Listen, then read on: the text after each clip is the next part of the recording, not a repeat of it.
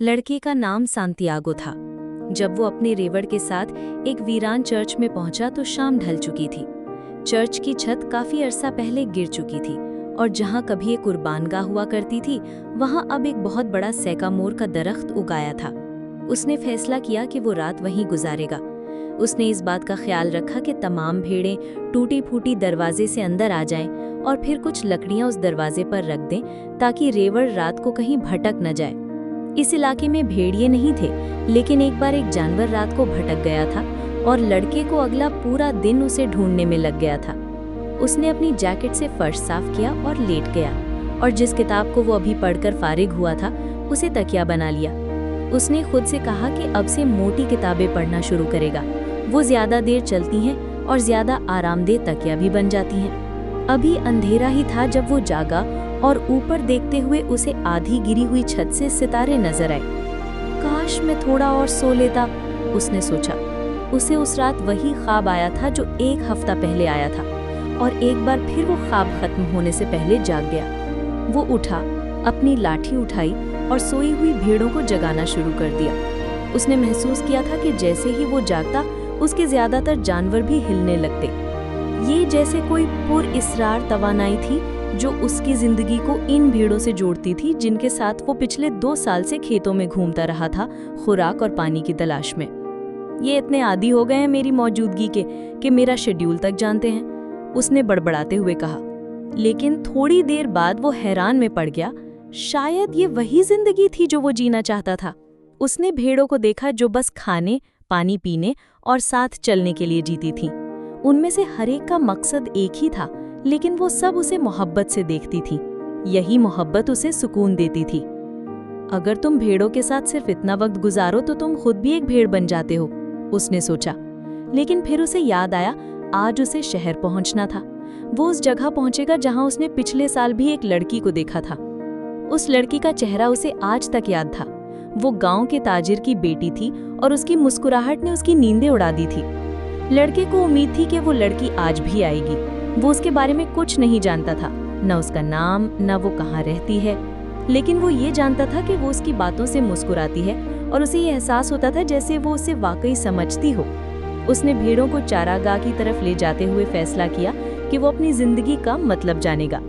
वो ख्वाब जो बार बार आ रहा था, जिसमें एक बच्चा उसे खजाने के बारे में बताता, शायद वो महज इत्तेफाक नहीं था, शायद वो कोई इशारा था।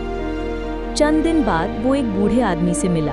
बूढ़ा निहायत सादा लिबास पहने हुए था, लेकिन उसकी आंखों में रोशनी थी। मैं सालिम हूँ, बूढ़े ने कहा, और मैं शालेम का बादशाह हूँ। सांतियागो हैरान हुआ। उसने बादशाहों के बारे में सिर्फ किताबों में पढ़ा था। तुम्हारे ख्वाब में खजाने का जिक्र था, है ना? बूढ़े ने पूछा। तो तुम्हें वो खजाना पाना होगा। बूढ़ा आदमी उसे बताता है कि हर इंसान की जिंदगी में एक जाती मुकद्दर या पर्सनल लेजेंड होता है, वो काम जो वो इस दुनिया में करने आया है।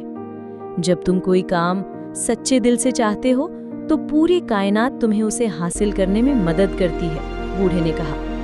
उसने लड़के को 2 पत्थर दिए, उरिम और तुमिम, जो उसे फैसले लेने में मदद करेंगे, और फिर कहा, जाओ। लड़का अफ्रीका के एक छोटे से शहर तंजा में पहुंचा। वो समंदर पार करके आया था स्पेन से, ताकि अपना ख्वाब खजाने की तलाश शुरू कर सके। उसके पास थोड़े से सिक्के थे जो उसने अपनी भेड़ें बेचकर हासिल किए थे, और एक यकीन कि वो खजाना जरूर पाएगा। लेकिन जल्द ही उसके साथ धोखा हो गया। एक आदमी जिसने खुद को मददगार जाहिर किया, उसके सारे पैसे लेकर फरार हो गया। सांतियागो तन्हा रह गया, ना पैसे, ना जबान, ना कोई जान पहचान। वो किसी वीराने में बैठा रोने लगा। मैं बेवकूफ था, उसने सोचा। काश मैं अपनी भेड़ें ही रखता, वो मुझे धोखा नहीं देती। लेकिन फिर उसे बूढ़े बादशाह की बात याद आई। जब तुम कोई चीज दिल से चाहते हो, पूरी कायनात तुम्हारी मदद करती है।